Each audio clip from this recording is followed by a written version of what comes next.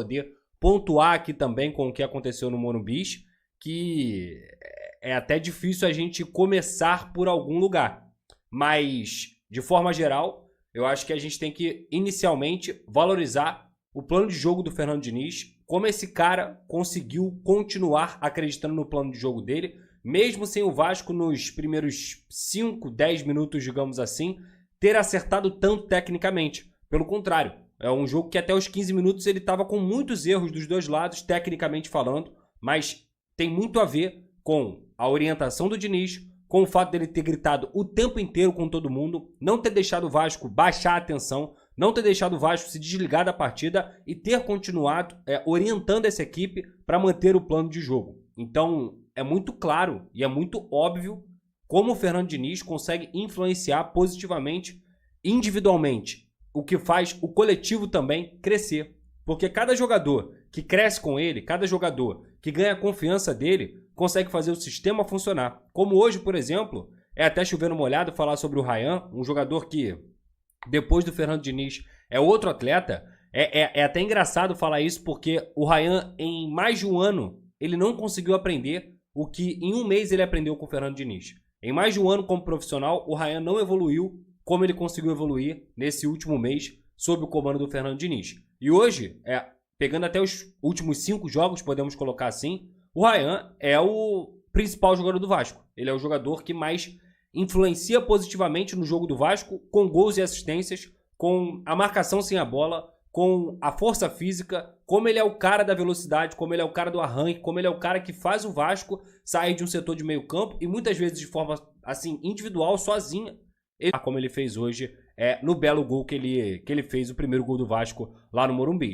Mas é só isso, Pedrosa? Foi só o Ryan que ele conseguiu potencializar? É claro que não. Eu vou deixar um pouquinho do tempo do que a gente tem aqui de live para falar só do Coutinho. Só para falar do Coutinho. Porque, para mim, mesmo não tendo feito gol como o Verratti, como o Nuno e como o Ryan fez, mesmo não tendo mesmo ele não tendo dado 2 assistências, como o Paulo Henrique fez, mesmo ele não ter tido um jogo tão grande, tão forte, digamos assim, como o João Vitor fez, como o Tietê fez, ele foi o melhor do jogo. Ele não participou de gol, ele não fez gol, ele não deu assistência, mas ele foi o melhor do jogo. E isso é impressionante de você constatar depois, justamente, de um sistema de jogo organizado do Fernando Diniz, do descanso.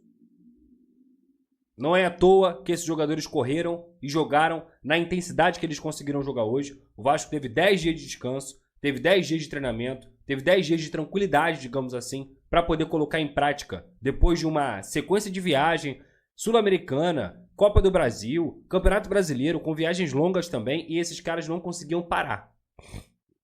Eles pararam e o Diniz só foi mexer no Coutinho com 42 minutos. Então eu vou usar um tempo à parte para falar só sobre o que o Coutinho jogou, que foi uma barbaridade, foi impressionante.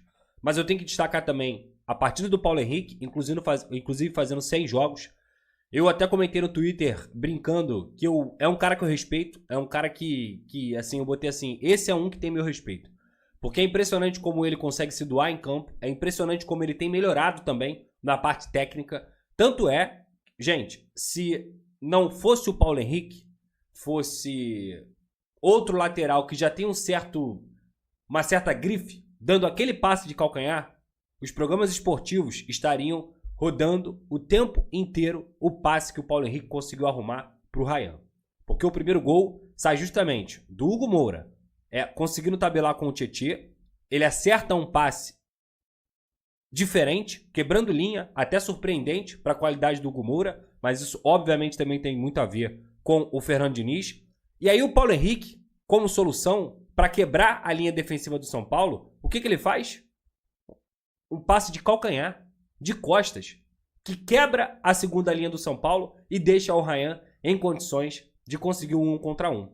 Quando ele consegue um 1 contra 1, e isso tem muito a ver também, até para quem só enxerga o jogo com bola, repara só no gol, repara só no lance do Verratti. No momento em que o Verratti consegue puxar o Arboleda, o zagueiro central de São Paulo, ele faz o facão, o Verratti, puxa o Arboleda e o Ryan só tem um personagem na frente dele. Justamente abrindo espaço que saiu o gol do Ryan, pelo meio. E aí, cara, olha quantos mecanismos legais, e eu sempre falei isso aqui. Pô, cara, eu não estudo futebol pra falar de tragédia. Eu não estudo futebol pra ficar falando de vergonha, de postura, de vontade. Eu estudo futebol pra gente falar sobre jogo, técnica, tática, pra gente falar sobre movimentação, sobre a inteligência do atleta. E quando o Hugo consegue achar o passe pro Paulo Henrique é inteligentíssimo pra achar aquela solução. Quando ele faz aquilo, o Ryan, com a confiança que tá, ele olha pra frente, olha pra baixo, olha pra frente, ele vê que o Verratti puxou o Arboleda, e ele sai em disparada, sai na cara do gol, em vez de dar uma pancada, que geralmente é o que ele faz, ele bate colocado. Até acho que o Rafael colaborou um pouquinho pro chute do Ryan, mas isso não altera o fato de que o Ryan conseguiu uma finalização muito boa e que não altera também a grande jogada que o Vasco fez. De pé em pé, conseguindo fazer o primeiro volante sair com a bola. Os zagueiros muito bem hoje também, o Lucas Freitas e o João Vitor. João Vitor ganhou todas. Todas as bolas o João Vitor ganhou. E é o que a gente espera dele, porque infelizmente é um jogador que faz uma partida como fez hoje contra o São Paulo, e aí no próximo jogo, que é contra o Botafogo daqui a um mês, ele falha bizonhamente, e a gente não quer isso dele. A gente quer o João Vitor que a gente viu hoje no Morumbi, completamente sério, focado, consciente do que estava fazendo. E aí, obviamente, o Lucas Freitas, pra mim, também fez uma boa partida. Teve um lance ali que ele deu mole, que ele recuou a bola de uma forma meio maluca pro Léo Jardim, mas a linha defensiva do Vasco foi, assim, tirando o gol, que foi com o Pumita, não foi nem com a linha defensiva titular, foi muito mais com o Pumita. A linha defensiva do Vasco, ela foi perfeita, cara. Ela foi perfeita. O Lucas Piton, com a bola no primeiro tempo, começou a errar muito. Mas depois que o Vasco se encaixou, cortou bola de cabeça, cortou bola na pequena área que ele vinha falhando com frequência. O Hugo fez um bom jogo hoje também. O Tietê, cara, partida absurda. Absurda do Tietê. Se movimentando, dando a cara a tapa, conseguindo abrir espaço, gerando a dinâmica do meio campo, não deixando o Vasco ficar com poucos jogadores no meio campo, entendendo realmente que ele é um cara que é crucial pro jogo do Fernando Diniz, assim como o Coutinho. Então, quando a gente fala sobre o Vasco sem a bola, tem a ver com o Coutinho, tem a ver com o Verratti, tem a ver com o Nuno, tem a ver com o Ryan. O time hoje, cara, a pressão pós-perda do Vasco tava agressiva, tava intensa. Um jogo pegado, que o juiz toda hora dava falta, no sentido de faltas mais fortes, e ele não tava dando cartão, tava deixando algumas faltas mais fortes até rolarem. Benevides, o Vasco jogou como tinha que jogar, e nós vamos ter uma grande noite, com certeza. O Vasco jogou com autoridade, o Vasco jogou com inteligência, o Vasco soube comandar as ações e o Vasco soube principalmente mandar na partida, porque ele soube dosar o momento em que ele tinha que acelerar, ele soube dosar a parte física, porque o Vasco precisou dosar a parte física, o Vasco precisou em vários momentos. Desculpa, gente, a gente não venceu fora, a gente venceu em casa. Você tem toda a razão, Egbal. Você tem toda a razão, é a nossa casa, o Morumbi. Isso é verdade, a gente sempre bate neles lá. Mas tinha muito tempo. A última vitória foi em 2012, né? De lá pra cá foram 8 derrotas e 2 empates. Vitória Vascão, Ryan, com o Diniz, é isso, boa. Então assim, cara, a gente quebrou o tabu, que eu acho que o tabu é feito pra ser quebrado, né? E o Vasco conseguiu com autoridade. Até o Roberto Campos perguntou assim, pô, Fabinho, não viu o jogo e tal, mas nós jogamos bem ou o São Paulo jogou mal? O Vasco jogou bem, o São Paulo não conseguiu jogar, o Vasco impôs a sua forma de atuar e foi realmente uma atuação para a gente poder ir para a parada do Mundial de Clubes. Agora o Diniz vai conseguir trabalhar esse time, vai ter mais tranquilidade para fazê-lo, porque imagina, quando começou o jogo, eu recebi várias mensagens, e aqui mesmo no chat, muita gente assim, olha aí, o Vasco já tá na zona de rebaixamento, olha que absurdo. Cara, o jogo começou, o pontinho, né, do empate já tirava o Vasco da zona de rebaixamento, mas deixava ali colado. Eu falei, cara, o melhor dos cenários é a vitória, é vencer para dar uma escapada. Mas não só venceu e jogou muito bem.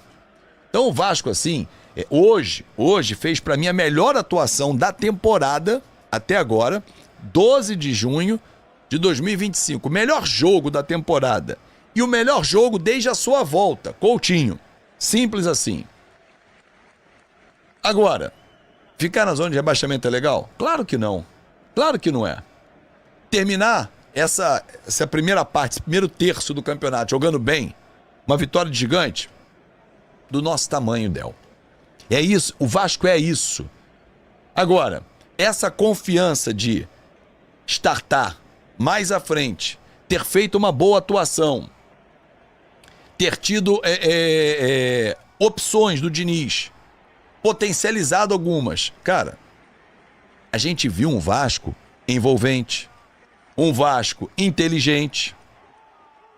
Então, assim, Pedro Machado, por que os outros cariocas não jogaram hoje? Estão lá no Mundial, Pedro. Obrigado pelo superchat aqui, ó. Vamos contabilizar aqui, porque já estamos com 12. Faltam 18, pra gente poder dar uma camisa de aquecimento. Agora, é isso, Juninho. A tendência agora é melhorar e é potencializar, porque peças vão chegar.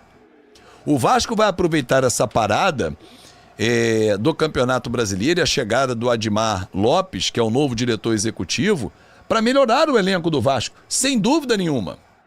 O elenco do Vasco vai ser melhorado. O elenco do Vasco vai ser potencializado e vai ser descansado, porque terão 10 dias de férias, depois 20 de treinamento e, na sequência, os 20 dias de treinamento com o Diniz mostrando a forma de jogar. Então, assim, eu imagino um Vasco mais forte fisicamente, eu imagino um Vasco mais forte coletivamente e individualmente.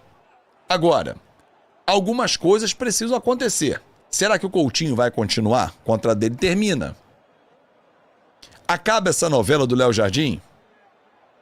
Então, assim, tem muita coisa para acontecer. Olha, na entrevista o Coutinho não falou se vai seguir ou não. Normal. As negociações vão acontecer. Não é fácil. Mas o Coutinho está feliz da vida no Vasco. O Coutinho é um jogador que está ambientado. É um jogador que está em casa, jogando em casa, literalmente. Fábio Diniz deve ter exorcizado o Ryan. O Ryan é bom jogador, o Juninho. E a gente sempre falou isso. O que a gente reclamava? Pô, falta intensidade, falta vontade, tem que ter disposição, porque técnica ele tem. E com o Diniz, ele tá tendo essa técnica, tá tendo essa disposição. Então, assim, se a gente olhar, é outro Ryan. Com Juninho, Bottino e amigos, a confiança é tudo. A confiança é tudo. Entendeu? Então, assim, qualquer profissão, a confiança é fundamental. Porque com a confiança, tudo você consegue fazer. Entendeu? E hoje, uma outra coisa importante que eu ia salientar agora, Thiago, e você leu o meu pensamento, Thiago Reis. Coutinho jogando 2 tempos em alto nível. Junto com o time, indo e voltando, brigando pelas bolas, tocando. Você imagina que com a saída do Payet, se o Vasco traz um meia de qualidade e renova com o Coutinho, como a gente não vai ter opções para jogar ou com 2 meias ou ter um meia para revezar com o próprio? Entendeu? Então, assim, eu acho que o Vasco precisa olhar essa função de meia com carinho, por mais que o Estrela esteja voltando. Deixa eu dar um alô pro Duduzinho. Pediu pra mandar um abraço pra ele, saudações vascaínas. Alô, Duduzinho, filho do Eduardo Silva, um grande abraço, molecão. Ah, não tenha dúvida, ele não vai nem aparecer, ele é frouxo, ele não vai aparecer. O Garré é um cara que eu espero que na parada agora ele consiga, o Daniel, aparecer melhor, entendeu? Mas o Vasco tem que trazer um zagueiro, tem que trazer um meia, O Vasco precisa buscar esse meia para jogar com o Coutinho e ficar com o Coutinho numa condição que o Vasco consiga arcar. Entendo que o Vasco tem que buscar um atacante. Eu hoje esperava ter visto o GB na vaga do Verratti, ele botou o Alex Teixeira, foi uma opção do técnico Fernando Diniz. Eu esperava hoje que o Maurício Lemos jogasse com o Luiz Gustavo na zaga, porém, Assim, vou dizer, a zaga não foi de todo mal não, hein? Enorme, até financeiro, para poder fazer com que o Ryan se antecipasse em relação aos demais jogadores e pudesse defender o Vasco na partida diante do São Paulo. Valeu a pena isso? Claro que valeu. Ao todo o primeiro gol e metade do segundo, né? Então, eu acho que esses pontos, eles são importantes, fundamentais para que você tenha uma ideia do profissionalismo que hoje tem dentro do Vasco da Gama. E passar ao Ryan a importância que tem desse investimento, de trazê-lo, porque existe uma confiança em colocá-lo em campo para que ele possa ajudar o Vasco. E esse é um ponto que pode parecer despercebido, mas mostra a maneira que o Vasco está tratando o futebol. Talvez em outras épocas, não precisa não. Ele chega depois, a gente bota outro no lugar dele. Pô, não vai dar muita diferença. E olha só a diferença que deu. Eu estou pegando apenas o ponto do Ryan, tá? O time do Vasco foi muito bem na partida de hoje. Começou, recebendo ali uma leve pressão do São Paulo, algo muito natural quando você joga fora de casa. É o mesmo quando a gente joga em São Januário, aquela pressão no início, aquele sufoco no início, mas não foi um sufoco do São Paulo. Assim, o Léo Jardim não precisou fazer nenhuma grande defesa nos primeiros minutos de jogo. Não teve isso. São Paulo controlou, que é natural de uma equipe que joga em casa e que precisava também dar uma resposta ao seu torcedor. E o Vasco ficou na dele, controlando o jogo para poder sair na boa, e foi o que aconteceu ao marcar o primeiro gol. Controlar o jogo não é você ter a posse de bola. E muita gente confunde isso, a questão de controlei o jogo. Você pode controlar o jogo dando a bola para o adversário. E o Vasco fez isso. Você pode controlar as ações dando a bola ao adversário ou deixando o adversário ficar com a bola e você está controlando ali. E foi o que o Vasco fez. E aí depois do segundo gol, aí as coisas fluíram, e aí o Vasco cadenciou quando tinha que cadenciar, deu velocidade quando tinha que dar velocidade. O Verratti, muito bacana o Verratti marcar gol, porque ele é um jogador muito voluntarioso. Eu sou um crítico, em relação a algumas questões do Verratti, eu estou sempre falando, o Verratti é um jogador que ele é uma solução de time ruim. Eu falo isso, o Vasco precisa do Verratti, precisa. E a cada gol que ele marca sem ser de cabeça, eu acho que mostra que ele tem outras valências. Eu gostaria que ele jogasse mais fora da área, eu gostaria que ele caísse mais para a direita e para a esquerda, eu gostaria que ele desse mais opções, e no gol do Ryan, ele deu uma baita opção, ele abriu um clarão, ele fez aquele facão puxando a marcação para o Ryan poder entrar da direita para a esquerda, enquanto o Verratti ia do meio para a direita. Abriu-se o clarão, onde o Ryan fez o gol. Então o Verratti tem outras valências também. Ele não tem todas aquelas que eu gostaria, mas é um jogador hoje importantíssimo para o atual Vasco da Gama. Para tudo, período de férias agora.